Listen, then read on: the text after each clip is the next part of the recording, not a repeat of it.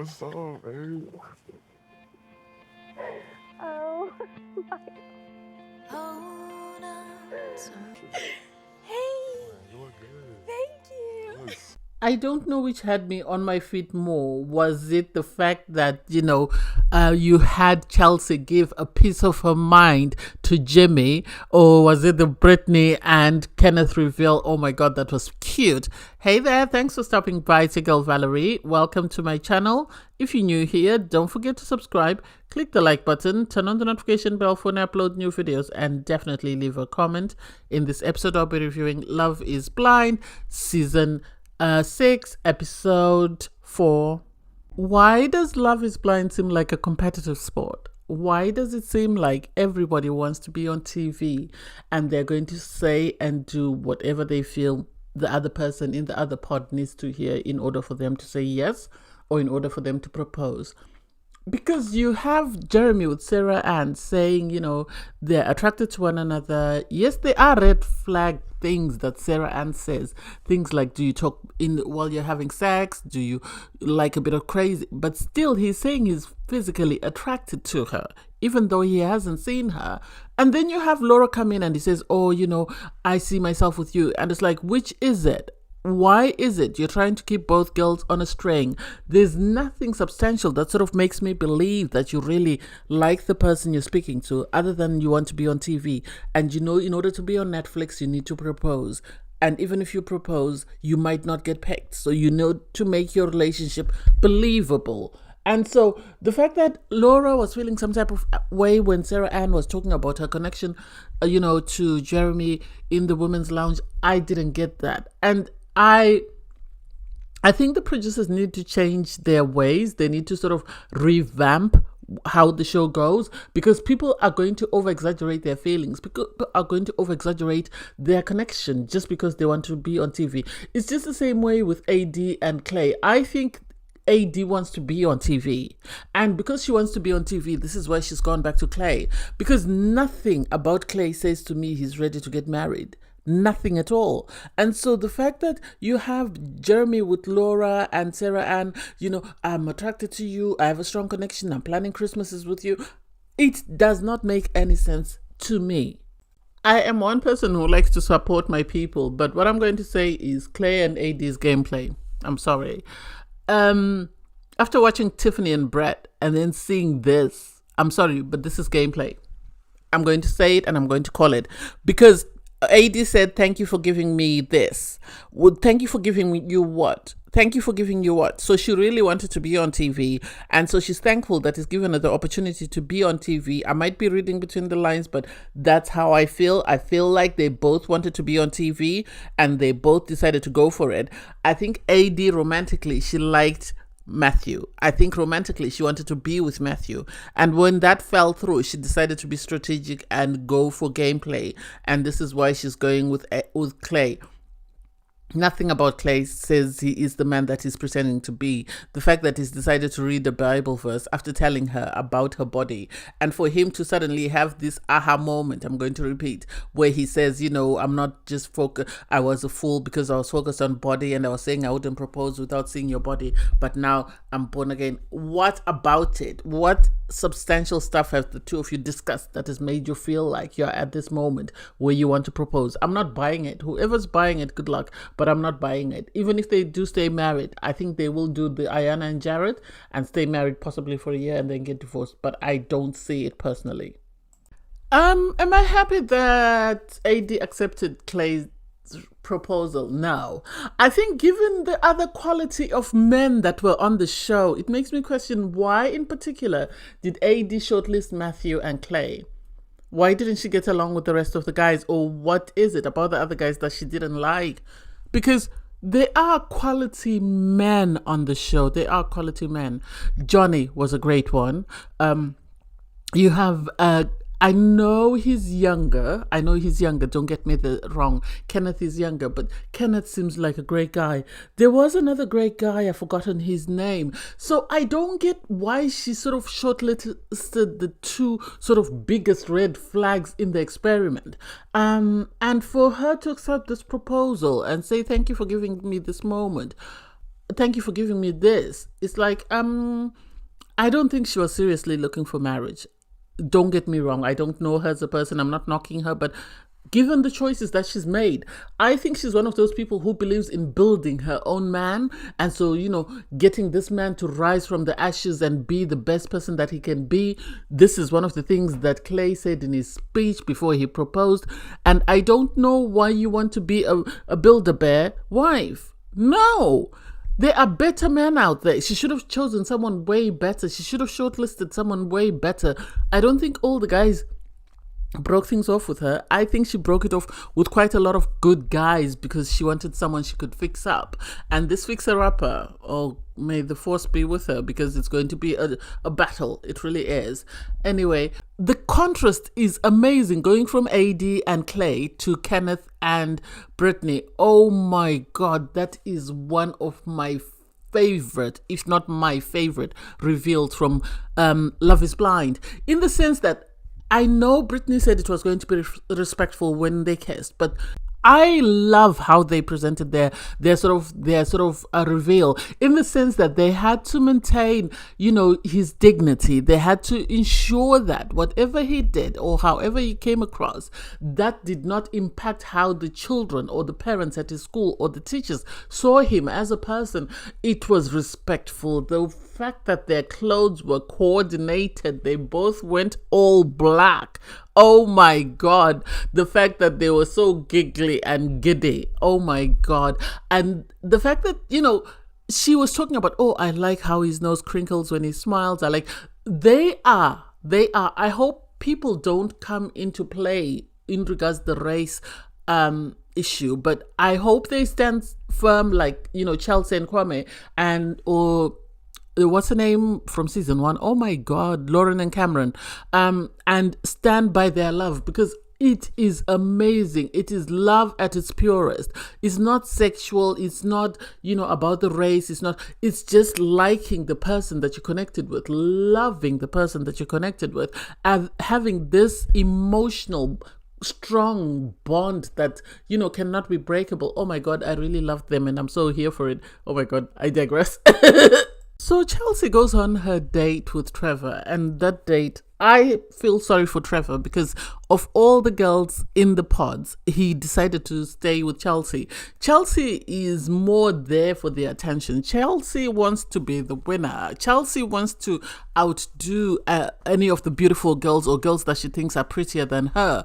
And I personally don't think Chelsea and Jimmy have a strong bond as she has with Trevor. So I don't understand why she keeps wanting to entertain Jimmy, because Jimmy goes on a date with Jess, and she brings a sentimental gift. She actually tells him, this is a sentimental gift. Even if you don't like it, I want you to appreciate it. So she's written this heartwarming note, and I think that took him back. I think personally, Jimmy liked Jess, but then when, Chelsea came in with the "I look like Megan Fox" comment, he got lost. So he's now thinking with his D instead of thinking with his head and his heart.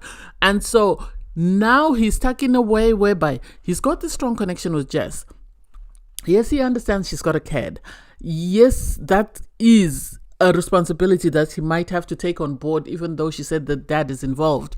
But now he's thinking, what if she doesn't look like Megan Fox, like, Chelsea said she looks like Megan Fox. And so now he's thinking of marrying Megan Fox as compared to this single mother who he's not sure what she looks like and who refuses to tell him what she looks like. Yes, he's got an emotional bond with her. Yes, mentally they are connected, but still his D is thinking way more than anything else. It's ruling the thought process, and it's sad. And I have to give credit to Jess, because she said, you're not going to have second thoughts with me. It's make your mind up or that's it. I'm not going to play stupid games. I have a daughter. My daughter comes first.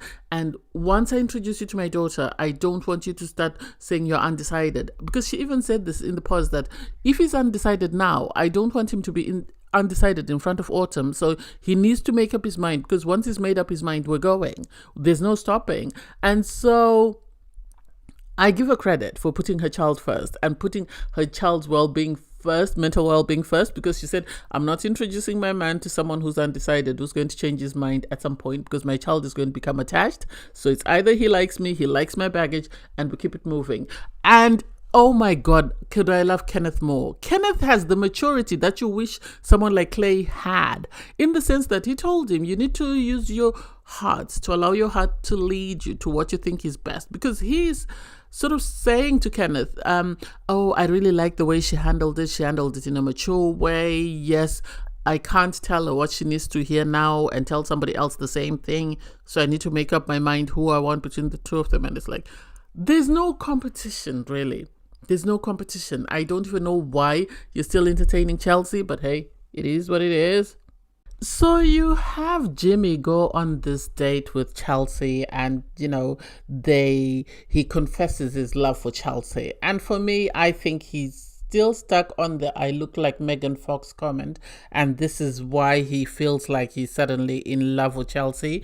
Do I buy it? No. Does anybody else buy it? No. Looking at both girls, you can tell who looks like Megan Fox and who doesn't. So he then decides to tell her he loves her. And it's like, what do you mean you love her? What do you mean you love her? What is it about her that you love? It doesn't make sense to me. Chelsea has played the game and she's manipulated him in order to get the response that she wanted. That's all I'm going to say, because it doesn't make sense how he had a strong emotional bond with Jess and was aligned with Jess on a lot of things before suddenly he's been told I look like Megan Fox and he's changed his mind. Make that make sense? The math ain't mathing, and I don't get it. And this is one of the things I hate about the pods, the sense that it becomes very competitive and people are sort of wanting to win and wanting to get the proposal, wanting to appear on on Love is Blind and be on Netflix for eternity. So you have Jess in the women's lounge. She's sort of venting, and she's just talking about the fact that every time she has a conversation with Jimmy, he has to take a moment to sort of think about it before he comes back to her with a response. And so she doesn't know. She's sort of in this place of limbo because she's given him an ultimatum and she's waiting for him to come back with a response. And then you have Chelsea come back from her date with Jimmy. Oh, she's all googly eyes. The girls are telling her, what's happened, and she's just rolling her eyes. She's just got this grin on her face and is just feeling like she's the it girl. And the girls could read between the lines. So Lauren, this is one thing I like about Love is Blind, because the girls are in the pods, and the guys are in the pods. They form this brotherhood and sisterhood that's amazing. I like the fact that Lauren ran, as soon as you had Chelsea leave the room, Lauren ran to Jess and said, Jess, it's time for you to go. I want you to maintain your dignity. I want you to walk out with your head held high. Say you're leaving and leave. Don't give him don't give him the benefit of sort of breaking up with you. Be the one who take the power into your own hands and leave. And I think Jessica was one of the nicest people in the women's lounge, because when she broke down, you had all the girls, some that were not sitting with her, all of them came and stood around her, because she's been speaking to Brittany, and I've forgotten the name of the other girl. And so when Laura came and told her what was happening, that she needs to leave, and she kept asking, why are you telling me to leave? She said, I don't know, but I think you need to leave. I think it's time for you to leave. I'm just saying, you need to leave to maintain your dignity. Don't let this fool play you. And so when she started crying, to have all the girls, AD and the rest of the girls, sort of all come up and surround her, that tells you that she is a way better person. And Jimmy played himself. He played himself. We all know he played himself, but he played himself because to see all the girls like someone and sort of surround her and comfort her and sort of want to be her support system, oh my God, was amazing. It was amazing. And it says a lot, given we've seen Irina and Mika, how they behaved on their season. This says a lot about the character of the person that everyone is running to sort of comfort. Last season, we thought Aaliyah and Uche were toxic, and Netflix said, and Love is Blind said, hold my beer. And they brought us AD and Clayton, and they are going to be the toxic couple this season, in my opinion. If not one of the toxic couple, obviously you have Jimmy and Chelsea, but they're going to be the train wreck couple. They're going to take away what Brett and Tiffany presented, which is the authentic and amazing black love, and they are bringing whatever they're bringing, because they have their reveal, and you can tell that it's all about sex. It's all about sex. The fact that, you had Clay saying, I know she's going to be beautiful. And it's like, why are you still talking about her beauty when you say you've moved past it? And then for him to see her and for her to do that little strut and sort of show her behind and the way they were sitting, I think that relationship is only going to be based on sex. It's going to be toxic and it's going to be based on sex until that dries up, because there's no substance to it. There is nothing that will make you believe that these two people are madly in love. They understand each other spiritually, emotionally. They understand each other's goals and values, or respect each other's goals and values. There is nothing there. It seemed more sexual. It was two people that met and, were sexually attracted to one another. But in my opinion, that's all it is. There's nothing there that makes me say, oh, this was an amazing reveal, because they didn't really talk about anything substantial. They spoke about the ring, they spoke about her body, they spoke about the fact that they're physically attracted to one another, and that was it. And that's the complete opposite end of the spectrum if you compare it with Amy and Johnny and Kenneth and Brittany. I'm here for Jessica. I am. And so Jessica has her date with with Jimmy. This is after Jimmy's had a conversation with the boys, because obviously Trevor and Jimmy know that they're both going for the same girl. So they are both, they're being cordial about it. They're trying their best to not seem offended. And so when Jessica goes for her date, this is after the girls had warned her that it seems like Chelsea got what you've been wanting from Jimmy. And so they then sit down, have this conversation, and Jimmy is all over the place. And I give it to Chelsea that it's a good thing that the girls gave her a heads up, because she was able to sort of put him in his place and tell him, you wasted my time. You knew you weren't feeling about me the same way that I was feeling about you, and yet you kept me going. You should have told me ahead of time, because I think she had another choice and she might have turned it down, thinking that Jimmy was best for her, only for Jimmy to play her at the last minute when everybody else had gone home. And I think this is what she was implying at when she said, you should have told me ahead of time. You wasted this opportunity for me. You took this away from me.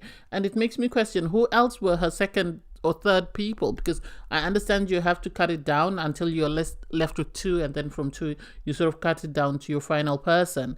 And I give Jessica a round of applause for her, because she put him in his place. He was shooketh to the core, because the fact that he said, at times I'm struggling, I want someone to hold. And she said, I'm never going to be the person to hold your hand. I'm never going to cuddle you.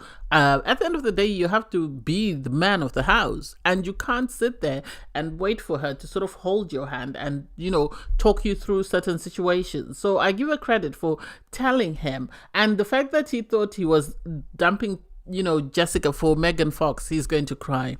He's going to need his pacifier before he needs his EpiPen, because he's going to cry when he realizes what he lost. And the producers are messy, because when it comes to Chelsea, they are taking images of her from different angles, side angles, frontal, and it's just like, they are really trying to show the viewers that she is not Megan Fox, even though she thinks she looks like Megan Fox. So you then have Chelsea in the women's lounge sort of talking about herself, because so once Jessica had the conversation with Jimmy, she then walked into the women's lounge and walked straight out the door. She didn't say anything to anyone, it seems, and all the girls knew that she had given him a piece of her mind by the way she was very confidently walking out with her head held high. So you now have Chelsea sort of talking about, oh, I'm so confused, I don't know what to do, I've got two people, I need to make a decision. And this is where the difference shows, because when Jessica was breaking, all the girls came and surrounded her, and yet Chelsea, the person sitting closest to her, was giving her side eye, like, oh my god, here we go again. And I think the girls are not buying whatever she's selling. I think the girls know that she played dirty and she sort of badmouthed Jessica in order to win Jimmy. And sadly for Jimmy, he lost. he lost. And now we have Jimmy and Trevor going head to head, and it's like, I personally don't see those connections. I think Chelsea came there with the intention of getting a proposal at all costs so that she could be on Netflix, and she found it. Because I think her gameplay has always been to outdo Jessica, because she knew Jessica was more good looking than she was, so she was always trying to do something to sort of outshine Jessica, and she wanted to be the one that stole this guy from the most beautiful looking girl in the competition or on the show. Because even when Jessica decided to reveal about her child, she ran as well and revealed about her marriage. So I think to Chelsea, this has always been a competition. Her goal has always been to win, and now she's won Jimmy, she's happy, and off she goes. Anyway, I don't know. It was a great episode. I really enjoyed it. I really loved Kenneth and Brittany's reveal. I can't wait to see them. I hope they both say yes on wedding day. I don't think they would be the type to go on a show just for the sake of going on it, just because, especially Kenneth, given the fact that he's a teacher at a middle school, not a teacher per se, but he's actually a headmaster. So I can't wait to see their wedding. It was a great episode. I can't wait to see the next episode when the couples go to Mexico. Anyway, thanks guys for watching. Please don't forget to like, share, comment, and subscribe. And click the link in my video to watch my review from episode 3. Bye guys.